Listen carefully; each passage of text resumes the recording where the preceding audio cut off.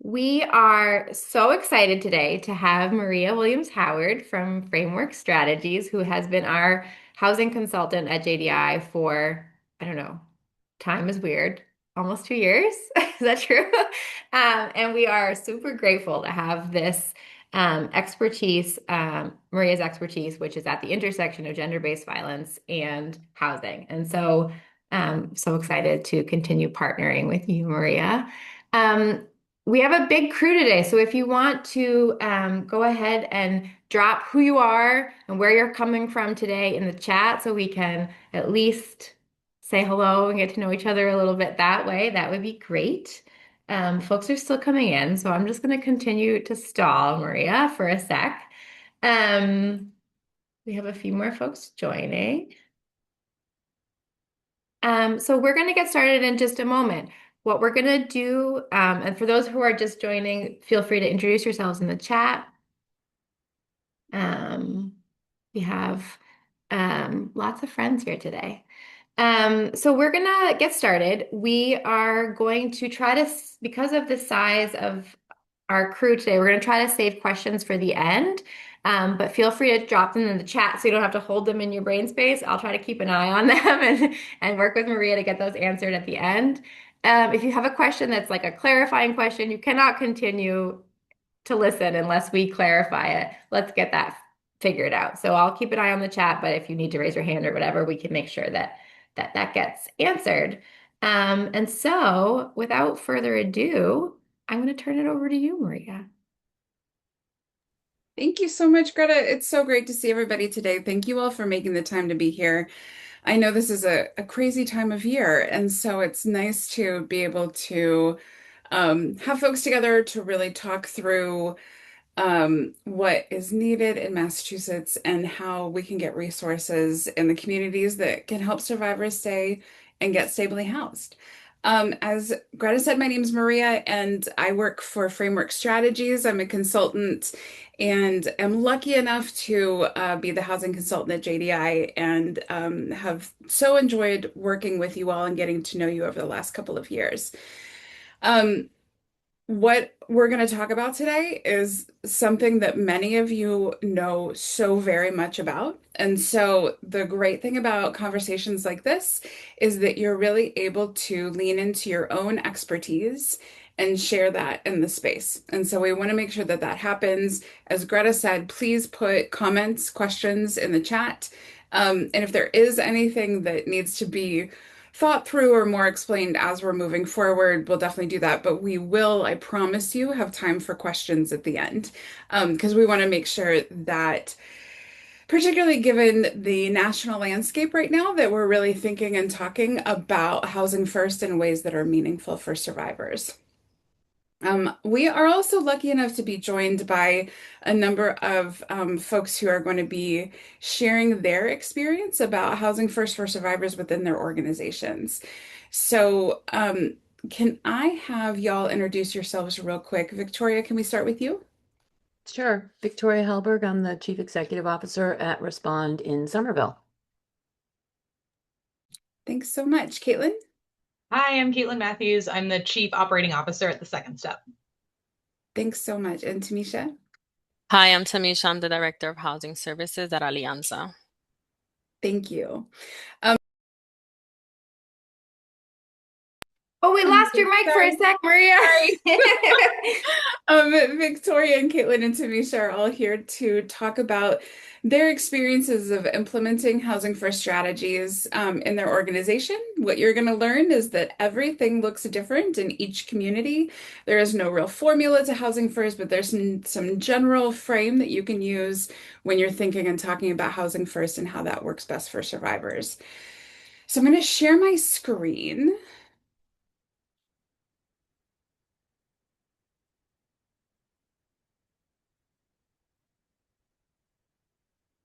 Okay, can everybody see that?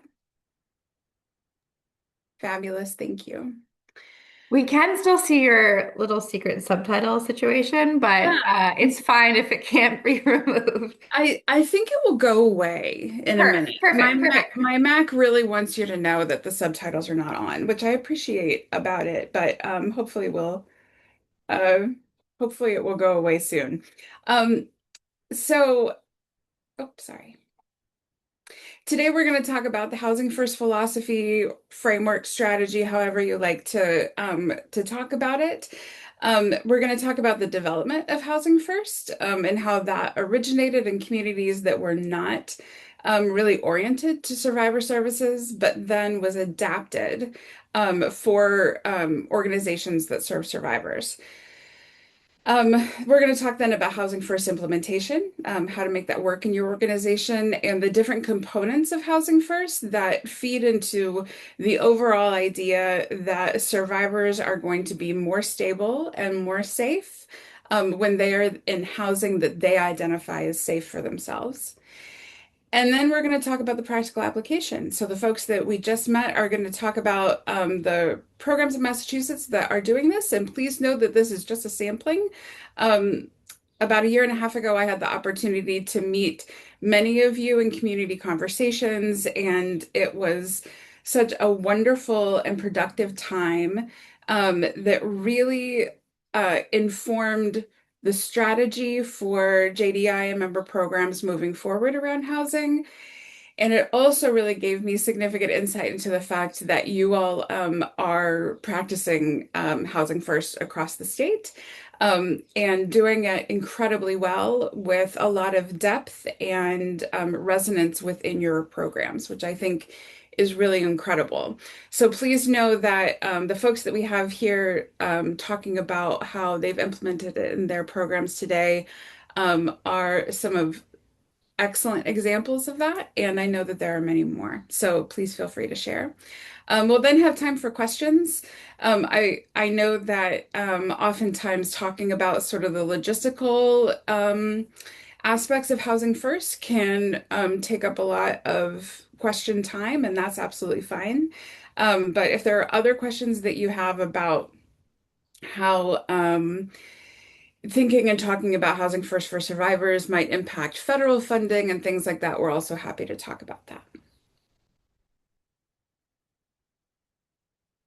So what is Housing First? Housing First was developed in large urban areas to really address the fact that folks were sleeping on the street. That's interesting because there's a lot of lore about where Housing First actually started. Some folks say it started in Boston. Some folks say it started in Philadelphia. And as a Philadelphian, I have some bias there, but we're still not sure where these ideas concretely originated. But we know that really on the East Coast, the idea of Housing First really took root. What we were seeing was an incredible uptick in the price of housing and the amount that an individual or a household had to make to even afford housing. And then the long waits to even access emergency shelter, overnight temporary shelter, et cetera, that would help people stay in out of the cold or out of the heat. And the idea that folks could be moved quickly into sleeping on the street into an apartment unit that they were renting was pretty novel at the time. Um, there's been a long history of folks in that are providing services, making sure that folks that are experiencing homelessness work through a system to then sort of result in permanent housing. Um, there's all kinds of reasons for that, and we can talk more about that. But the real, I think, takeaway here is that the need for the programs that were serving folks that were experiencing homelessness um, were prioritized, those programmatic needs were prioritized over the needs of individuals. And what that was doing was causing folks to be homeless far longer than they needed to be. Um, at the time when Housing First was first implemented, though it was, I think, more challenging to purchase a home, rental properties were easy to get into.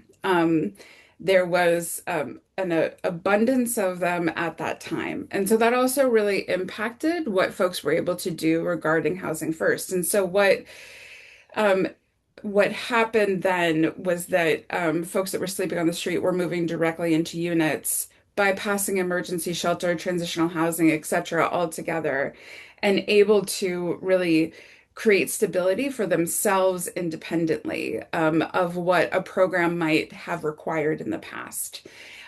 And like I said, this was pretty revolutionary. It really shifted the way that homeless services were provided across the entire country. Because what you saw was incredible efficacy of fewer individuals sleeping on the street and an increase of shelter availability, excuse me, that allowed folks to move quickly off the street if that was needed. The other thing that was happening at the same time is HUD was beginning to realign what their programming looked like and what their continuum of care funds were going to prioritize and pay for. It shifted from a prioritization in transitional housing, which we all know oftentimes looks a lot like shelter, just is longer with more supports, um, but is considered homeless. And what HUD was prioritizing at that time was the idea that we wanted to keep people homeless for as little time as possible. And so this is when HUD began really implementing rapid rehousing measures. We know that there are lots of things to say about rapid rehousing and that it can work really incredibly well for some households and other households it can really be a struggle. But this really was the prioritization of HUD at that point. So what this meant is that organizations then too went from continuing to have emergency shelter and transitional housing organization or components of their organization, but then also began to develop out permanent housing options and permanent rental solutions in the community. So when folks that were sleeping on the street or otherwise homeless were able to quickly move into housing that worked for them, um, and then create stability within that housing, it really shifted how these services were provided. In the gender-based violence community, we know that for years and years there's never been enough shelter space. That oftentimes, shelters will stay full for months and months without the ability to bring households in that are needing to escape from a violent home. Um, this disparity was causing survivors to have to choose between housing stability and the ability to be safe in their home and continuing to live with an abusive partner, because the resources weren't there for survivors to move independently and create safety for themselves.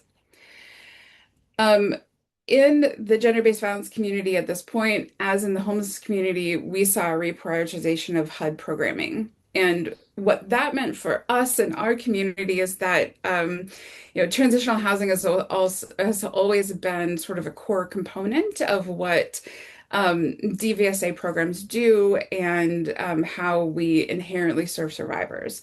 But what we saw is that HUD was not prioritizing transitional housing any longer and was moving to rapid. And so, as a community, we needed to pivot and figure out how we could best align with where funding was and how that could still support survivors in effective ways. Um, because of the significant need of survivors to have somewhere to go when shelters were full, DVSA organizations also really started coordinating with the continuum of care and other HUD and federal and state funded programs in their areas. It became clear that shelter and transitional housing were not enough of a solution to really interrupt and then have a long-term impact on a survivor's housing stability. And so there needed to be a shift.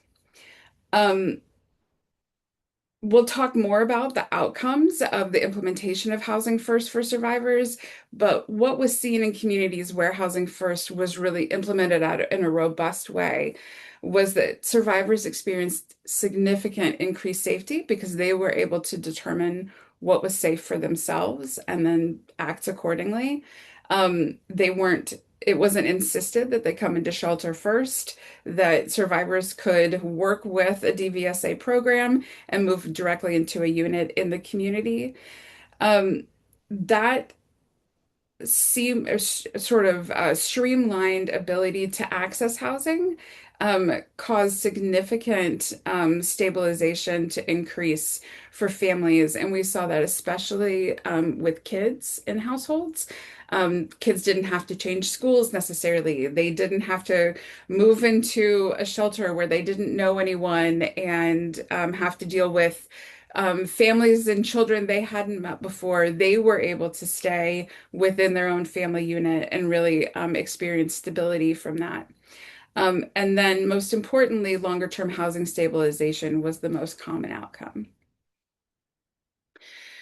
So, when Housing First was being taken from the mainstream homeless community and implemented into what could best serve survivors, what we saw was three components of that framework that really developed. Um, and we'll talk about how that implementation occurred. But we saw programs in Oregon, Washington State, and Washington, D.C. in particular, look at how Housing First could be implemented and then evaluated within those communities. Housing First was being implemented for survivors in many cities and many areas across the country. But there were some key evaluations that occurred in these communities to really prove the efficacy of the framework. Through those evaluations, and those were done by the University of Washington and Michigan State University in particular, there were longitudinal studies done with survivors to measure their long-term housing stability. I think the studies went up to somewhere between 3 to 5 years of looking at how a survivor was continuing to retain housing and maintain housing stability within that housing option. And it was the improvement from where the gender-based violence community was to then seeing this implementation was so significant that federally, the Department of Health and Services really looked at that and was able to publish um, results at the federal level that really showed the fidelity of the model. And so the reason I'm sharing that with you is that we know that federally, Housing First has really come under fire. Um, and while there are many reasons for that, what we know is that Housing First and this really broad supportive framework works for survivors, and in fact is one of the only modalities of housing provision that has been evaluated by the federal government and sort of given a stamp of approval previously. And so what we see is a significant change, and that is not new news to any of us. But what we wanted to do today was really center on the impact of this model, so that you all know in Massachusetts that you are really following the lead of survivors and doing the work in the best way that you know, and that our federal funders are not always going to agree with that.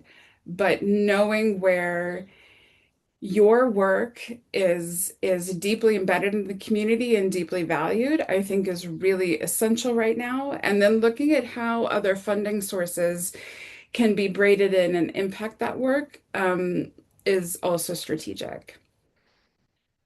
So in the communities where the Housing First for Survivors model was really implemented deeply, three core components came from that. Survivor-driven trauma-informed mobile advocacy was the first. That's lots of words, and we'll get into all of them. Community engagement, and that's very broad, but we'll talk about that, was also a component. And then finally, flexible financial assistance, which in the demonstration projects across the country often looked a very specific way. But what we know is that it can include many different sorts of financial elements that can really support a survivor. So we're going to take some time and get into each of these components. So the first and most critical is survivor-driven trauma-informed services. Across Massachusetts, we know this is already something that is implemented in every program that works with JDI. And that gives you all such an excellent platform then to be able to grow from. We know that there are many DVSA programs across the country who do not implement survivor-driven trauma-informed services in the same way that you all have in Massachusetts. And we see how survivors are impacted in those areas. And so knowing that this is such a priority for you all really then allows you to sort of look broadly at what next steps could be, which I think is really exciting. Survivor-driven, or sometimes called victim-defined advocacy, is something that I know that you all practice. So we'll use the terms survivor and victim a little interchangeably through this, even though we would usually typically use the word survivor. The reason that victim does come up in this is that I want to credit Jill Davies, who is an attorney in Connecticut who wrote a book called Domestic Violence Advocacy. If you haven't read it, I cannot recommend it enough. It is a little dated at this point, but there's also been an update that was done. And I think that that update really changes language and thinks about what survivors need now, looking at sort of how things have changed over the last decade in survivor services. But what Jill talks about, and using the legal language, she uses the term victim. Victim-defined advocacy means offering options, resources, and strategies that are relevant to each survivor's priorities, decisions, and risks. And I think that this is so core to the idea of survivor-driven services because it talks about how we prioritize, again, what organizations need, oftentimes over what survivors are identifying they need. And so making sure that services are not only trauma informed and thinking about from the idea of trauma informed services that trauma shows up in lots of different ways and can really impact a survivor's long-term health and well-being and long-term stability, paired with the idea that each survivor deserves highly tailored, individualized services that are going to work for them in the way that they're defining they need is essential to being able to practice sort of the fidelity of the housing first model. One of the things that I've been able to do throughout my career is train new advocates, which has been some of the best work that I feel like I've been able to do. And the way that we always framed the initial advocacy conversation is based on what the work that Jill Davies talked about. And that's asking three questions. What is the survivor most concerned about? What does the survivor want right now? And what can wait? So looking at what is the immediate concern regarding housing, working to resolve that. Looking at what the survivor wants to make sure that that is centered in the conversation is essential. And then also hearing that there are many things that need to occur, but a lot of those things can wait, and helping a survivor prioritize around what can wait and what is essential, and then how an organization can help move that essential concern forward is really the heart of survivor-driven, trauma-informed, highly individualized advocacy. So this works in the housing first model because we know that if a survivor is able to have options, and that's really the sort of the core of what the housing first model looks at, is that if a survivor is able to say, you know what I actually need is to come into shelter because I have all of these concerns that are not going to be able to let me get housed again quickly, and I need some time and some highly tailored services that I can receive from a shelter program, from living with other survivors, from peer mentorship, and all of these great things that organizations have implemented to really center survivor leadership in organizations also, that really can lead to ensuring that a survivor is centering their own needs and able to move their own concerns forward in ways that are going to be meaningful long term to them. That can look like then also moving directly into an apartment with no prerequisites to having moved into that apartment, aside from being eligible to lease the apartment. Um, we know that funding sources have lots of restrictions built into them oftentimes, but knowing how to move those restrictions in ways that can really support survivors is essential. And so making sure that we can advocate for that and in turn advocate for centering a survivor's own desires, wants, current needs, and leadership within their own path, but also to help inform the needs for other survivors moving forward. Oftentimes, as advocates, we really see our own agenda as the thing that needs to come forward. And that is not because we are wanting to control the life of a survivor, but it is instead because many of us are survivors ourselves and know that if safety can't be established, that no other needs or wants from the survivor are going to be able to be met.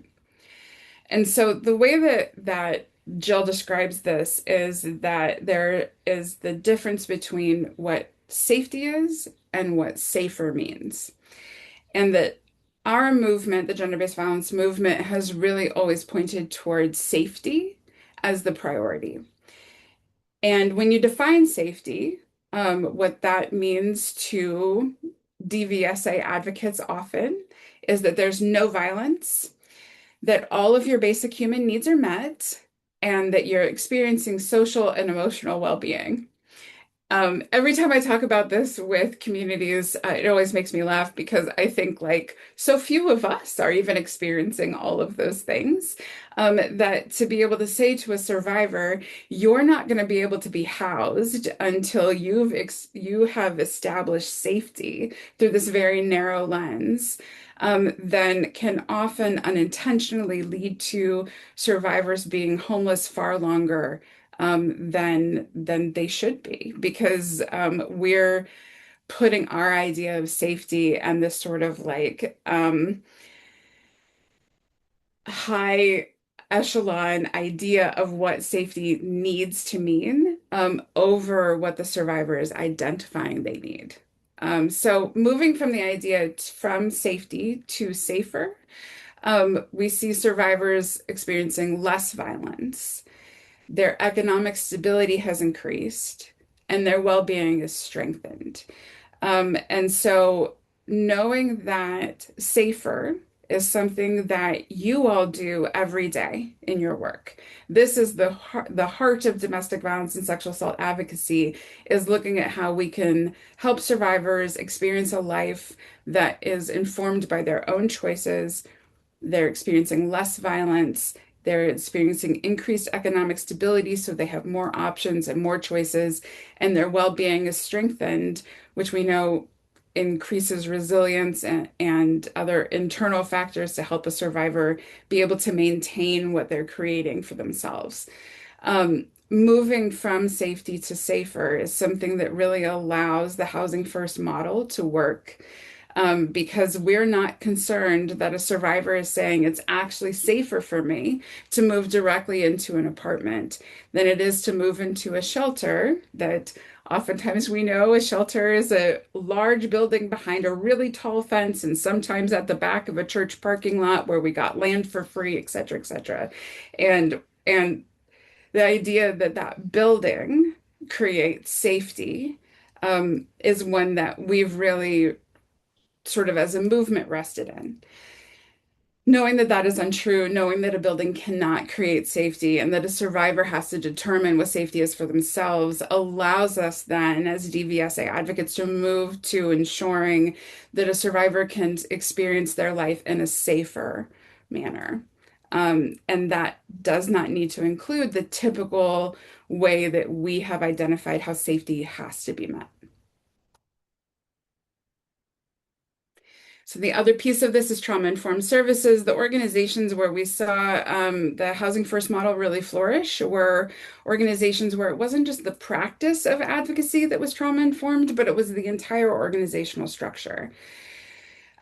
We saw trauma-informed organizational culture really flourish when it sort of had these four elements: the willingness to ask hard questions, the willingness to be culturally relevant, responsive, and anti-racist, the willingness to evaluate, change, reevaluate, and change again, and the alignment of direct service staff and leadership behind a mission and vision that allows survivors to define their needs and engagement.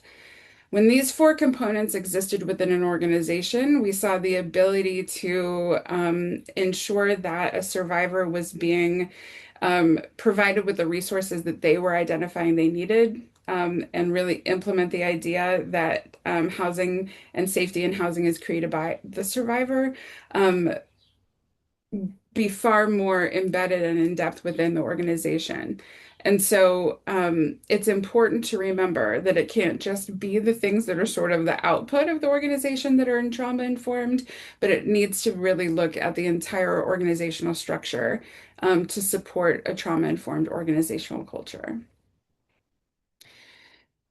So the next component of Housing First is flexible financial assistance. When organizations were first implementing this, what that often meant was partnership with a foundation or with donors that was going to be able to provide sort of a pot of flexible funding to be able to pull from to do things above and beyond what state or federal funding would do.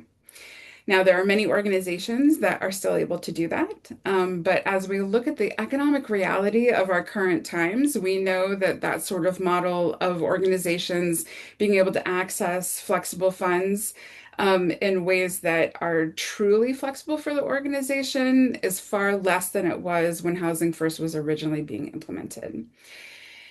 And so, what those of us that were involved in the original implementation began to realize is that really any source of funding for survivors can be flexible if the organization is trauma informed and willing to really hold that flexibility as the center of what the service is. So, I have listed here some questions that organizationally are really helpful to ask about when you are implementing Housing First and looking at what your own internal financial organizational resources are.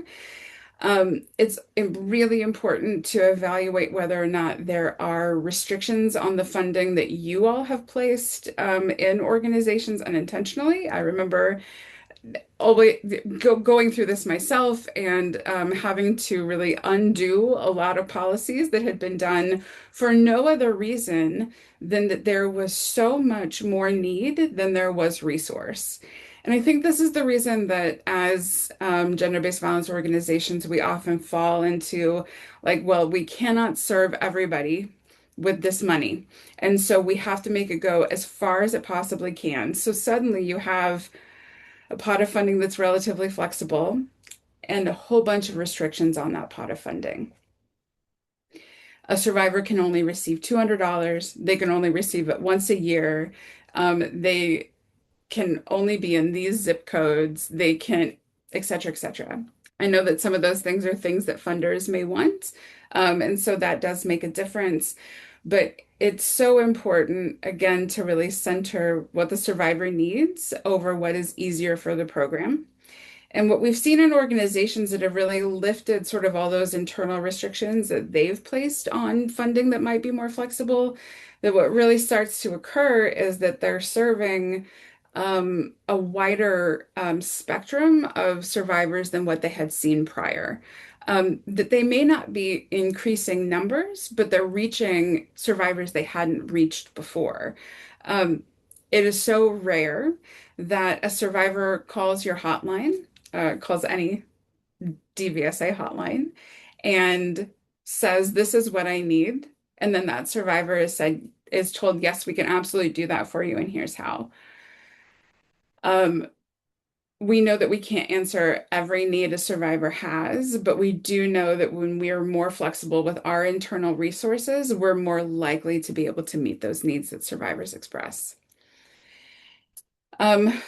The other piece of this that I think was really interesting is that we also saw that when an advocate who was on the helpline, for example, or working with a survivor that was in shelter and a survivor expressed a need that was financial in nature, when an advocate could say yes to that survivor rather than saying, no, we don't do that here, the advocate had far more satisfaction with their job. We saw um, advocate retention really increase and far more engagement and less burnout from advocates because they were able to really engage with survivors in the way that they wanted to, which I think is really important and essential. And so we see the Housing First model like really working for survivors, really impacting long-term stability, but also really working organizationally and really working for advocates and creating the ability for advocates to want to stay in the work and stay supporting survivors in the way that they could because they were able to more often say yes than no. The other key component here is that organizationally, making sure that the board and the executive director and the volunteers and the finance office and all these other components of an organization are all aligned behind the idea that housing first is a priority and important for the organization. They have a way to talk about it and they have a way to engage in it and know how they play a part in it. Um, what we saw is that when organizations were trying to sort of implement housing first over to the side and have it exist as its own program, that it was not as effective because the organization wasn't behind it in the way that an organization really needs to embrace creative and ever-changing services. And so, knowing that there's an organizational structure that supports the work, that there are abilities to prioritize funding streams and braid funding streams in creative ways, and really engage partners that will be able to help and increase with that financial assistance has become essential. Also, looking at how continuum of care funds or working with the public housing authority may allow an organization to have rental assistance funding in a way they hadn't prior. And looking at how that rental assistance can be as flexible as possible, that you're providing unique, highly tailored services and programming to a survivor based on what they're identifying they need, knowing that that service can increase as the survivor identifies they need or decrease as the survivor identifies that they may need. And so while we know that continuum of care funds or other housing, federal housing funds are not necessarily flexible inherently, the way that they can be implemented in programs can be. And then the way that they can work for survivors certainly should be. And so working with your continuum of care public housing authority to really understand where their flexibilities are, where their boundaries are, where their restrictions are, how to advocate for survivors within that is a really essential piece of the Housing First model. And then finally, we have community engagement. One of the stories I like to tell when we're talking about community engagement with Housing First is I worked at a shelter for many years, and it was one of those shelter buildings that was in the back of a church parking lot with a high fence around it, which is why I always talk about that shelter because we firmly believed that our shelter was, you know, unknown to the community. And what we quickly found is that that was untrue because once a survivor leaves a shelter, the idea that that resource is then somehow still confidential, is really, really hard to continue to maintain. And so, you know, it was never that we were publishing the address anywhere or anything like that. It was just that, like, the building was obvious. And so every morning I would come to work, and many mornings there would be a giant box of quilts sitting outside of the door to the shelter because the ladies at the church would crochet and knit these quilts for the shelter and for folks that were staying in the shelter, and they would come and leave them at the door. And it was really, really kind. Um, and then what we found shortly is that our storage was entirely full of quilts that were just continuing to show up at the front door. And while the survivors really valued them, what we realized is that there might be things that the church could engage with that the survivors could value in a different way. And so what we did is we went to the church and said, thank you so much for this. This is really, really lovely. But here's what we actually need. And how can we partner and how can we engage with you both as community entities to really improve lives of survivors in our area? And it was wonderful because we still had ladies making quilts and leaving them at the door, but we also had ongoing food drives that the church would sponsor and ongoing donations that they would make to the organization that were then very flexible in nature because they understood the importance of flexible funding for survivors. And so I give that example as I think that we often feel like, well, we need to take what we can get because who knows what's going to happen. But what we've found is that when you really go to community partners and engage them in authentic ways around the needs of survivors, they too are willing to shift and change to meet a survivor's needs. Holding those expectations for everyone from your funders to hospitals that you may work with to food banks in your community is really essential in making sure that survivors can get their needs met. We know that once a survivor is in the community and if they move directly into the community, we cannot, as DVSA organizations, be their only resource. And what we see is when organizations have that sort of mentality that they are, the safe entity for a survivor and they're going to make everything happen for that survivor, that survivor quickly becomes unstable because that's an impossible uh, measure to stand. So, being able to engage all sorts of resources across your community to help survivors ensure long-term stability is really essential. Oftentimes, what we saw is that if a survivor was able to be involved in a grocery rescue program or get some of the food that their household needed from a food bank or from other means of public assistance, that then a survivor was able to use the money that they would have spent on food instead to pay rent or to support their kids in some other way. And so ensuring that there is braided resources internally at an organization is just as important as ensuring that there are braided resources externally for survivors when they are seeking housing in the community. So with that, I think that it would be great to hear from some of the JDI programs. And you met Tamisha and Caitlin and Victoria prior. And before we do that, though, Greta, were there any questions that need to be addressed or? I think the questions I see so far, I'm going to go back through, but I think they're all, do you promise you'll share the slides? Which I can say, yes, we will do that, and we will share the recording. So I think that's all. So I'm just going to ask Caitlin, Tamisha, and Victoria to put on your video, and then I can make you spotlight too.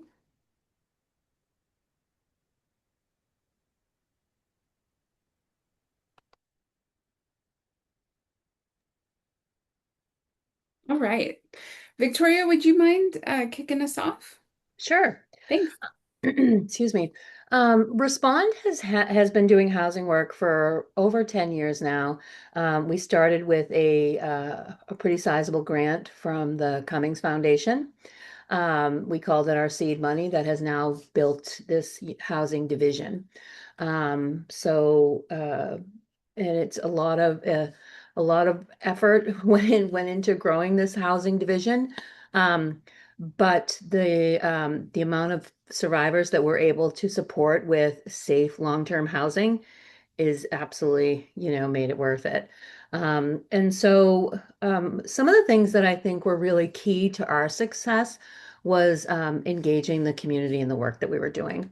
Um, And it started with really building relationships with landlords because, as you all are aware, when you try to house somebody who isn't like the perfect tenant, you get a lot of pushback, you get a lot of biases, you get a lot of judgment. And so it was really a lot of educating landlords. Let us have a conversation. Let us tell you what our program is trying to do.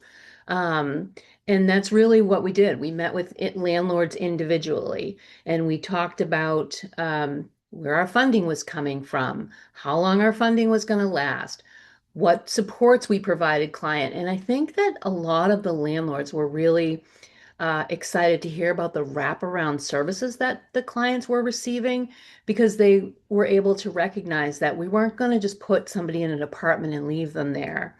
We were going to help them maintain that apartment. We were going to help them be successful so that when their lease ended, they could potentially turn that lease over into fully into their own name.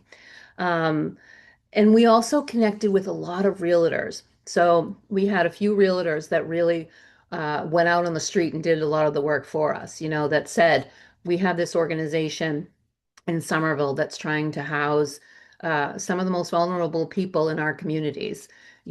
Can you help out? Um, and I think, again, just really like we weren't educating people, but educating people in a way that still felt like respectful. Like, no, sir, we are not housing, X, Y, and Z in your apartment. We are housing, people with significant trauma. We're housing people with who are trying to flee domestic violence. The majority of our clients are people who are families, people with children who were previously living on the street. So the landlord engagement is key factor there to being successful and getting them on board and getting them to rent you.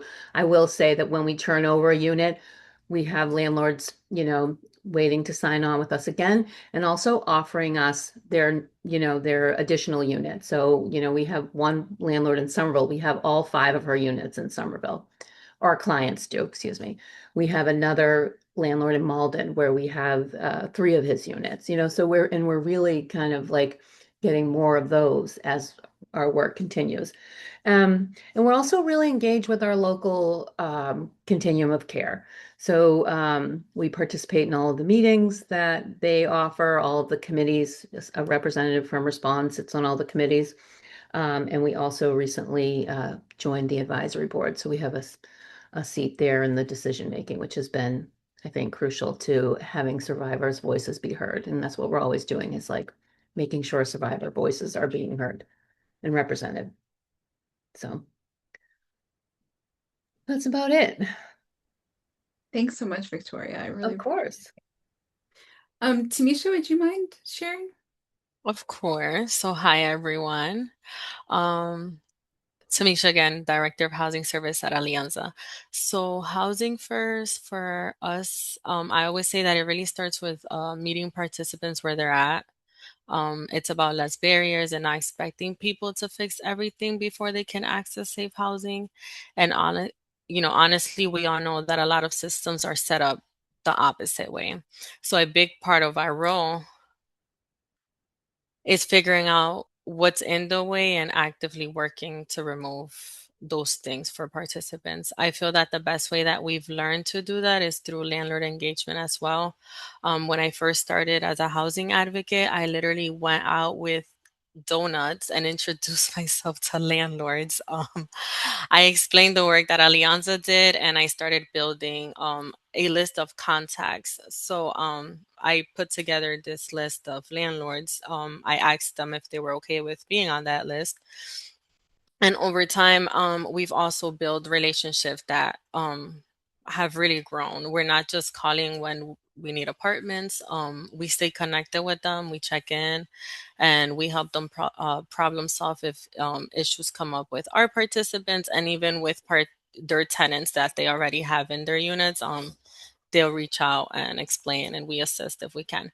So that consistency of being available to the landlords builds the trust, and it makes landlords more open to working with our participants, especially those with poor credit and eviction history, because we all know that's a big barrier there. Also, not everyone needs shelter, and a lot of times there isn't even space. So our partnership, especially with the COC and rapid rehousing work with the YWCA of Western Mass, help us create different pathways to housing so participants have options and we can move quickly when they're ready. Um, with that, we also have flex funds, which is also huge for us. Even though it's not much, it helps respond in real time. So um, when participants need application fees, deposits, when they have back rent, when they need a night in a hotel, until they can get the next place into an apartment, a stove, a refrigerator, or even something as simple as buying a bed, so they can move in and feel settled. It's really about removing whatever barriers right in front of them in that moment. So those flex funds allow us to do a lot for them right there and then without having to wait or going over hopes. So at the end of the day, housing first for us is, staying flexible, centering participant choice, building strong relationships, and doing whatever we can to remove barriers so participants can access safe housing and maintain their housing. And we stay involved, which really helps us with the participants and the landlords, and that over time has helped us, and we have great relationships in our community. Thanks so much, Tamisha. You're welcome. You know, I've I feel like people joke about the donut thing with landlords a lot, and it is not a joke. It is real. So I really appreciate you sharing that. Caitlin? Yeah, hi everyone. Again, I'm Caitlin Matthews from Chief Operating Officer at the Second Step. So our Housing First really focuses more on the flexible funding side. We have done transitional housing for many, many years at the Second Step, and in the last several years, really determined that housing for us needed to look a little bit different. What folks were coming to us needing wasn't transitional living space. We know, again, to Maria's point, it is a need. So it's not saying it's not. But the folks that were coming to us were saying, we need help getting a car. We need help paying back rent. We need help paying for document fees to get my marriage certificate from another country, to pay for an interpreter for court. We need gas cards, things like that. And so really what we looked at and said, what is housing, right? Housing, one component of housing is the physical space. But the other component of housing is all of the background noise that gets in the way of people being stable. And so we decided to address the background noise. And to Tamika's point of saying, being able to help somebody pay back rent so they can move into their new apartment makes a world of difference. We were able to help somebody who their partner financially abused them and was supposed to have been paying the rent for the last several months, didn't. The landlord was moving to evict. We were able to pay the entire bulk of the back rent, and she's free and clear. She's able to move into her new place, and that has taken such a burden off of her. Didn't have to go to court, didn't have to work with our legal team to get an attorney to go to court. It was all very much like, what do you need? What's the number? What is the dollar amount that's going to make this go away for you? How do we resolve this for you? And that's not to say that everybody that we work with is coming in and getting a big check, right? But it is about saying everybody's needs truly are different. And so we had one client who we partnered with Second Chance Cars to get her a car at a very reduced rate. I think it was $2,000 to get her a used car, so she could take her kids to school and go to work, because the abuser had access to the vehicle and was no longer in her life. And so being able to address that allowed her to stay in her apartment because she was able to go to work. She was able to meet that need. So when we work with folks around Housing First, it really is taking all of that background noise that's impacting, that's causing the burden, that's tangling their legs and causing the barrier, and saying, what are those things that if they could get addressed right now would make it so that you can be, to Maria's point, safer, right? And we have had a great level of success with that. Now, I know when we talk about flexible funds, it feels a little pie in the sky. It feels like, oh yeah, it's really nice to have a pot of money that you can pull from. And we are super grateful to have that opportunity. But a lot of it has also been leveraging conversations with our donors because of how the second step started as transitional housing. A lot of our donors have had to have that re-education process around what housing means to us and our clients. And so through those conversations of saying housing isn't just the place you live, it's all of the factors that go into that. It's all of the things that pre and post housing matter. The bed you need to get in and make sure your kid has somewhere to sleep at night, the couch, the table, the referral to the furniture bank, getting gas in the car so that because you're moving to Amherst, you can do that. Being able to pay for a plane ticket to go to Florida because that's where your safety net is. Being able to pay for movers to get you cross country because you got a new job out in Colorado. So all of those things really make a difference when we're talking about that. Being able to say yes has allowed our clients and our staff to feel that kind of relief to support folks in a larger capacity. And our donors have been nothing but supportive. They're like, yes, that's great. That's how we want to help.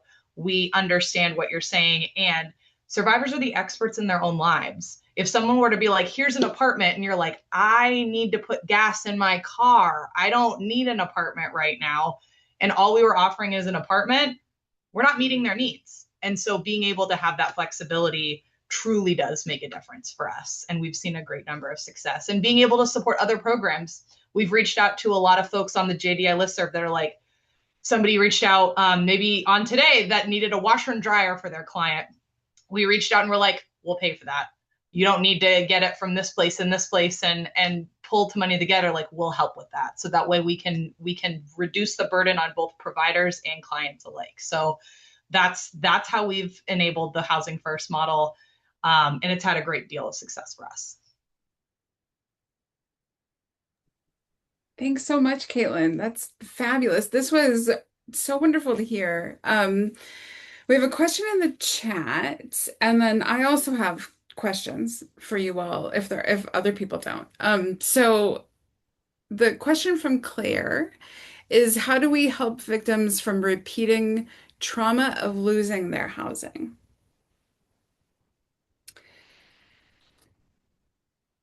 Um, I would think these resources around increased stability are one of the things that really help with that. That's my first instinct, but what do you all think? Yeah, I think removing the barriers to what kind of caused the housing loss initially. We're not going to be all things to all people. We're not going to be able to solve for some of those larger socioeconomic issues around poverty, around, employability and things like that. But we can help survivors identify what those maybe needs gaps are and help address those needs gaps and say, this is what this looks like. I also think I've heard a lot of great programs. And I think, folks here have done a great job with tenant education around what it looks like to be a good tenant, and what it looks like to be a good landlord. Because I've worked with a lot of landlords that are like, have the savior complex and like, oh, I'm calling you because a man came over. And we're like, yeah, the client's allowed to date. Like, that's not outlawed, right? And then we've had, survivors who have come to us and said, the landlord isn't being nice to me. And we're like, what does that mean? And they're like, well, they didn't use a nice tone in an email. We're like, okay, so like, let's talk about what that is. How are we building resiliency around this? Because not every place you're going to work with is going to be trauma informed, but how can we build resiliency within survivors to kind of understand and advocate for themselves so they're not relying on programs specifically and exclusively for that long-term stability, but really being able to support around, again, those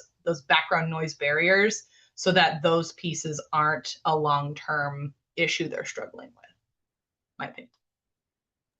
I would say too, offering the other components of response services, which is that domestic violence support and education. I think the trauma from losing your home, I think is probably, also on top of the trauma of the domestic violence. And so making sure that people know that there are other services that Respond offers, like our one-on-one counseling services, and really trying to connect people to those services. And that's why I think when DV providers are doing the work, it really is addressing all of the needs, and the wraparound services is what helps people to be successful.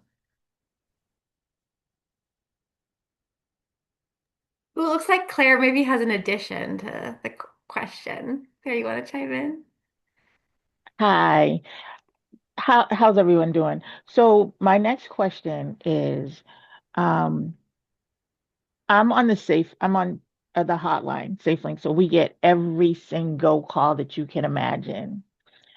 And a lot of calls that we get from survivors is that they have already been through the DV system and they have now lost their apartment that they had received getting out of the first issue, and they've now, I don't want to say they've put themselves in another issue, but something else has happened and has caused them to lose their apartment, and they don't qualify for assistance through the DTA because they've already been through the process, which is just crazy to me that DTA wouldn't assist again.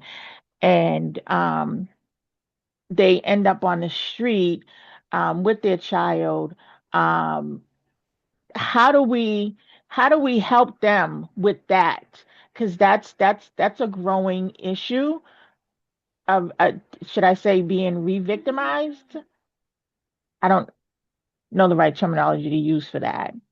So this would be like their second time going through the system, and the system is literally saying, "We've already helped." you know, and that leaves them calling the hotline over and over. And a lot of people on the hotline feel bad because we know that they may not qualify for a bed at alternative house, even though we know that it's open. And we put them through because of their situation, and then they get told, oh, I'll call back, then nothing happens. How do we help them? Where can we refer them to? What other agencies are there out there that we can utilize other than what we have right here? I think I can speak on that. I've had participants in situations like that. Like I said, we meet them where they're at. So in this situation, we would sit with the participants, see what the situation is, and then if we can't assist, there's other choices in the community. So having those connections with the other agencies, not just sending the participant there, is very big. I feel like they're not heard, but we are. So that's why I always say, like, as advocates, you make the phone call, you connect them, you do the outreach work, because just giving someone a phone number, a place to go to, might not work because they're the ones showing up. But if we do it for them, it works. So I just feel like, seeing what the situation is at that moment, and being familiar with the resources in the community where you're at, is very important. Yeah, I would also say too, it's kind of like it's a dual problem, right? Because it's a systems issue of this kind of like one and done, like hopefully you figured it out after the first time and then that's it, right? And we know in human nature that's just like not accurate, but systems are devised like you get one opportunity and then we're not going to help anymore. So that's a challenge we're always up against, especially with statewide federal systems and things like that. The other piece of that too, I think, is the human component for advocates and the burnout and the secondary kind of trauma and I'm going to say jaded, but jaded's the only word that's coming to me right now, of like, here we go again, right? Like, here's this person coming through the system again. And it's not because we have a lack of empathy.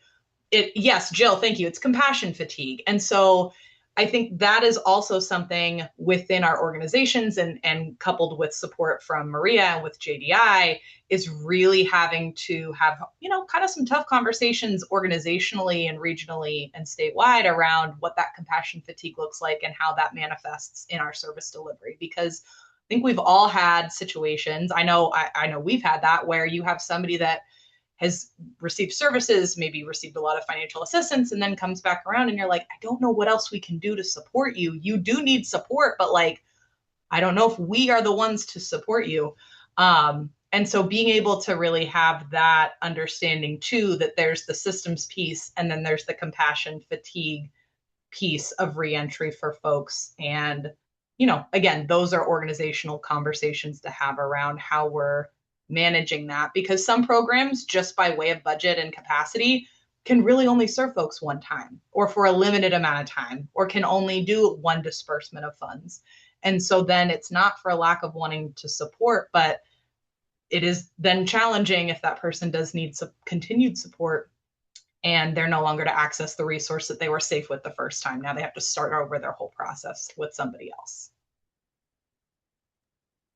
And Claire, I see your hand. I'm going to ask if other folks have questions first, and then we'll loop back to you.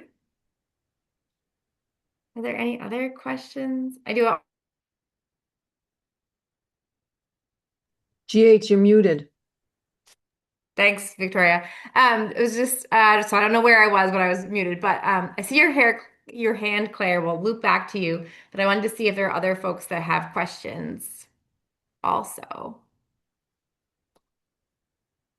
I just want to address Alba's comment in the chat real quick Yeah. about referring to therapy. That's always a great option as long as that referral is coming from a place of like the survivor has identified this is something that they want. So having close relationship with mental health providers in your community that are able to understand the dynamics of survivors' realities and that um, folks need support and how to like identify and build their own life and that sort of thing. Like as long as you're confident, I think, in that referral, then it can always be a good one. But to everyone's point here, like really looking at what other services your organization offers and how you can loop a survivor into those services is one of the things that increases housing stability significantly. So, Victoria, I really appreciate you bringing that up because sometimes therapy is great and sometimes, maybe not. And so, knowing that a survivor has options is really key. I think that's really important, Maria, and that, yeah, everyone has kind of highlighted that. And maybe back to one of Claire's initial questions, like if Claire, if you're on the Safe Links with the statewide hotline, it might mean referring to a local program, even if they don't have shelter availability, right? To say, so we might not be able to answer your immediate question of shelter availability, right? That's just a truth right now for us in Massachusetts. But that doesn't mean we're not going to walk us beside you while we navigate this together. And so that's where Respond, where the second step, where Alianza, where all of Casa Mirna included, all of these other programs can give that more comprehensive, deeper support and say, well, what other levers can we pull to get you what you need, right?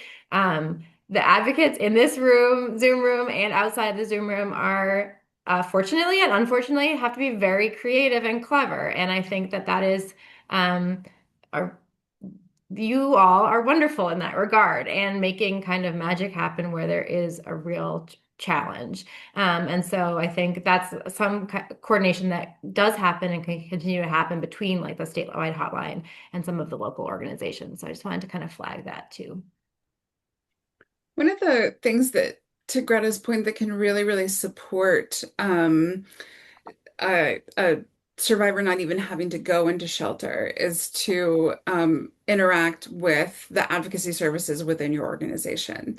Oftentimes, like a survivor can then identify how they can be safe within their current situation or within a situation that seems like just sort of at arm's reach, but they didn't have the tools to really ask for what they needed prior. I will always contend that being on the hotline is the hardest job at an organization. It is unrelenting. And I think that the more support that folks that are on the hotline can get to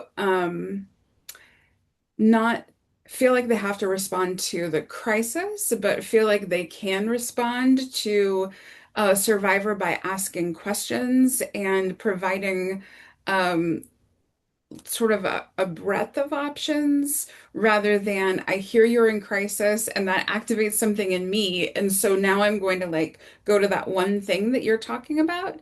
Being able to ask questions and really sort of wrap services around them, options for services around them is so essential. Yeah.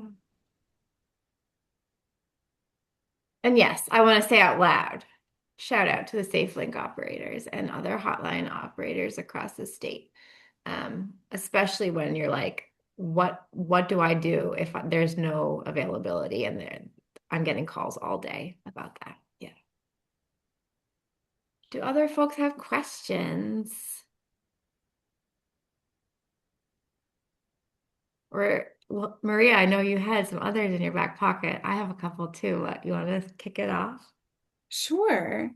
Um, I'm wondering if any of you could speak to sort of the shift in your organization that you felt when you really sort of moved toward flexibility and housing first model for survivors. Like, what was it like before, and then what was it like after organizationally? I think we've always been housing first, survivors first. So I don't know that there was a shift. I think it what the, you know, coordinated entry was was a shift for us, but I don't think I think that I would speak for a lot of us providers in the DV community is that we've always used the housing first model. I don't know, Caitlin, would you agree with me? Yeah. Um, and so there really didn't have to be a shift. I think that sometimes we are educating staff on what housing first means because they're saying like this client is never going to be able to be successful. This client is never going to be able to do this. And we're saying, well, we're going to give them the opportunity anyways. And so I think that is more of the internal work that we've done to fully embrace the housing first philosophy is that it doesn't matter what challenges people come to us with. We have a lot of like, power in our team, and we can do this work, and we can help people be successful. So I think that has been the shift is just educating the staff that, yep, right now they may not look like they could be successful in 2 years, but we're going to provide these, services so that they hopefully can. And I think we all need to be uh, in all honesty, not everybody is going to be successful at the end of the 2 years, because we live in a state that is, has housing that is unattainable to a lot of people. And until we address that, I think we're going to have a lot of people that are going to utilize all their time in our programs and potentially end up still struggling to pay their rent. Um, but I think that we're really saying, like, how can you utilize the 2 years in the program to overcome these barriers to go back to school, to find a career and not just a job, but like to really do something that can benefit you. So Yeah, I would agree. It's that longer stabilization strategy, right? Seeing the forest through the trees. And I think that's what gets really hard is you have somebody sitting in front of you who is in crisis. And your first human instinct, and for all of us, is we want the crisis to stop. We want you to be safe and not in crisis anymore. And with the resources available in the state, it isn't always the easiest path, right? It's not always about like, let me pick up the phone and get you into shelter because that could take 2 weeks. It's not always let's pay for a hotel indefinitely and then we'll figure it out from there, right? Or we have an apartment we could put you in. Um, it's a little bit more creative and sometimes flexing a muscle that feels counter to the work and support that we provide is the concept of diversion. And that is a really like tough. I've had a lot of conversations with folks who are like, you can't talk about diversion with domestic violence survivors. And I'm like, but if we talk to them about if they have somewhere safe to go, like, isn't that diversion? Like the safest option and the easiest option might be shelter, right? In quote unquote. But again, if you have those flexible dollar access and they say, my sister lives in Portland and I could go there, let's get you to Portland. Let's solve for that in that moment. It's not the easiest path, but it's the one that doesn't then put them into shelter, doesn't then keep them in a space where they're just kind of hovering around waiting for a shelter bed to open.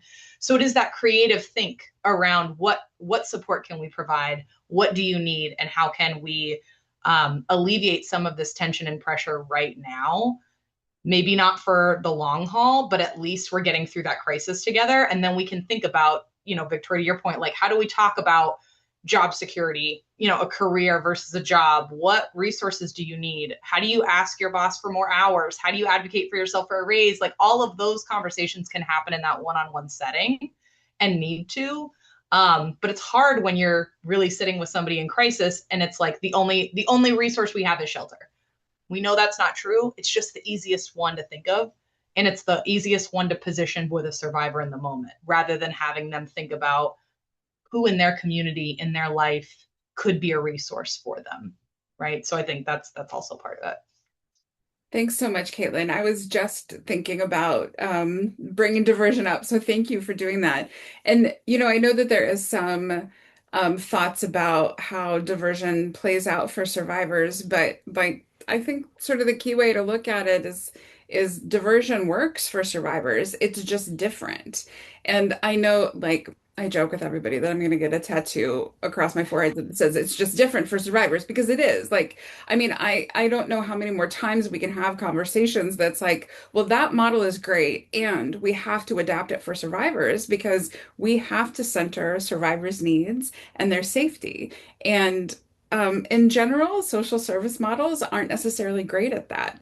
And I also think that in some communities that I've worked in, having diversion at the front door of the system, which is often coordinated entry, really sort of conflates some things that um, diversion then has to look a very specific way, and we know that that specific way is not always the path forward for survivors, but that oftentimes survivors do have safe people they can stay with, and that is the best option for them. But because of the crisis that they're experiencing, they haven't been able to like think through what that could be. So there's never going to be enough shelter space. There is not enough um, flexible funding in the world that could or state funding that could create more shelters. We would just fill those shelters. And so really looking at what those other options are is essential. One of the keys there is landlord engagement. And Tamisha, I'm wondering if you could talk a little bit about one of the things I've heard from communities is that like they were doing really, really well with landlord engagement work. And then in the past couple of years, it has been like really challenging. And I'm wondering if you've seen a shift, and if you have any recommendations. So having those relationships is great. The shift I seen is, there's different programs, and some programs have some landlords have bad experiences with one program, so then they're not willing to take a different program that might work differently, because they already had the bad experience and they don't want to go through it again. Um, I've seen that, the sky high rents, the no rent control in Massachusetts, it's horrible. And that also has ruined it for the participants, and then some of the relationships that we did have. Um, so I can say, the having the relationships is great. Some have been ruined. And like I said, it's just because landlords have different experiences with different programs or with different people, and then they don't want us or like us anymore because of that. But then we build other relationships, and we expand, and we're located in Holyoke, and I went around Holyoke and got a list of landlords. So then now I'm in Chicopee and I'm in Springfield, and I'm just, going out of the area. There's even a landlord in Ware that has reached out, and it's like no one wants to live out here because there's nothing around, but I have a unit that's low income. Do you have anyone? Um, so just um expanding the services and making more engagement helps a lot. Thank you so much. That creativity, I think, right now, and like sort of turning over rocks you haven't turned over before seems really essential. Greta, did you have a question? Well, and I do want to make sure that if Claire has a question to jump back in. But my question, first of all, yes, thank you. I think we've lost an interpreter. Um, but I think there might be not on the call anymore. We'll do our best. My other question was about, so we're talking about DV housing first. Can you talk a little bit? I know that we have DV providers on this panel, but can you talk a little bit, maybe Maria, about what this might mean in a short way for sexual assault and trafficking survivors as well? Yeah, absolutely. It's so interesting because shelter has always sort of been the response in DV, like we've been talking about. But in sexual assault and trafficking work, there is often no response. I was working with a community recently, not in Massachusetts, I promise you, who, when we said, well, what about sexual assault survivors? How is this program working for them? And it was just like blank faces across the room, not hadn't even considered, even though that they knew that there was uh, the ability to have sexual assault survivors be eligible for resources. Just didn't even think about how that could occur. So really, the model is applicable across gender-based violence. The thing that it needs to be infused with is the best practices within the system. So, knowing for human trafficking survivors, for example, oftentimes them staying in the same location that they were, or near the same city where they were trafficked and potentially escape trafficking, is going to be one of the most dangerous things for them because there's a whole system of people that may be looking for them, etc. And so, really helping that survivor identify other locations that could be safe. Other places that they would prefer to go, other things that, if there was an opportunity for them in another state at one point, like how could that be readdressed, that sort of thing.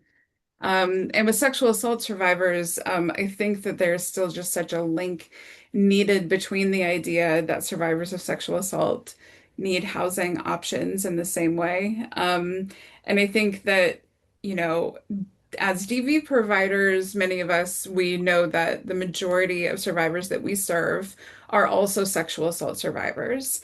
But that in some ways even negates the experience of sexual assault survivors more, which is really, really hard.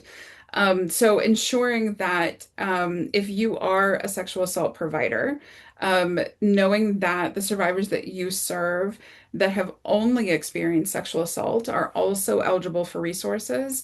And while housing, because they're not leaving a dangerous home necessarily, they might be, but they're not leaving a dangerous home and needing to go somewhere else. So that direct sort of line that Victoria was talking about, that like we would just interrupt with shelter, that same line doesn't exist for sexual assault survivors. So it's really about like, are you still safe in the place that you're living? Do you still feel comfortable there? If the assault happened there, what do we need to do to help you feel more safe there? One of the things that sexual assault survivors have told me over and over again through the years is like, if they can retain where they are and make that place safe for them, their stability is far greater, which I think makes all the sense in the world. So, really asking those questions and thinking through like, as a movement, like how are we unintentionally sort of marginalizing folks that need support the most, and how to then really center them in what the housing resource is and how they're eligible, how it'll best work for them. It's really important. Just like what Caitlin said, right? That survivors know what they need. I think or everybody has said that, but you said it succinctly. Thank you so much, Maria, for that. Um, are there any other questions? And Claire, I didn't mean to say never. So if you have a question now, please come on back. Or anyone else before we go off into the what was a sunny day. I don't know if it's still looking like that.